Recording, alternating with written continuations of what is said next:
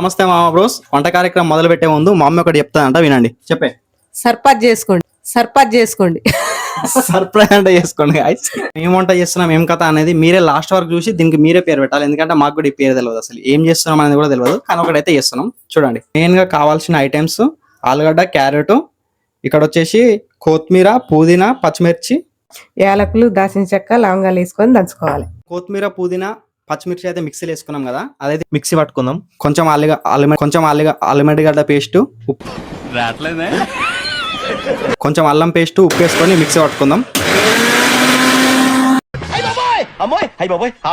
ఈ రెసిపీలోకి బినీస్ కూడా కావాలి. బినీస్ లేవని మా అమ్మ ఏం వేస్తుందంటే చూడండి, చిక్కుడుగా వేస్తుంది బినీస్ లేవని.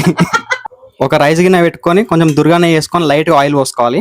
ఇందాక దంచి పెట్టుకున్న మసాలాలు అయితే ఇప్పుడు ఆయిల్ వేసుకోవాలి. అట్లనే క్యారెట్, ఆలుగడ్డ వేసుకొని కొంచెం ఫ్రై చేసుకోవాలి. మనం ఇందాక మిక్సీ చేసుకున్నది కొత్తిమీర, పుదీనా, పచ్చిమిర్చి, అల్లం వెల్లిగడ్డ ఇల్లు వేసుకోవాలి. లైట్గా పసుపు కూడా వేసుకోవాలి. రెసిపీ పేరు ఏంటిదో మా మమ్మీని అడుగుదాం, ఏం చెప్తుందో చూద్దాం. అమ్మ, ఈ రెసిపీ పేరు ఏంటిదే? పుదీనా రైస్ అంట. చూద్దాం, పుదీనా రైస్ అవుతుందా ఇంకేమైనా రైస్ అవుతుందో చూద్దాం. అది కొంచెం లైట్గా ఉడకగానే, కొంచెం ఫ్రై కాగానే మనం నానబెట్టుకున్న బియ్యం వేసుకోవాలి ఇందులో. అట్లనే మనం వాటర్ పోసుకోవాలి కొన్ని, రైస్ కుక్ అని. సాల్ట్ కూడా వేసుకోవాలి లైట్గా.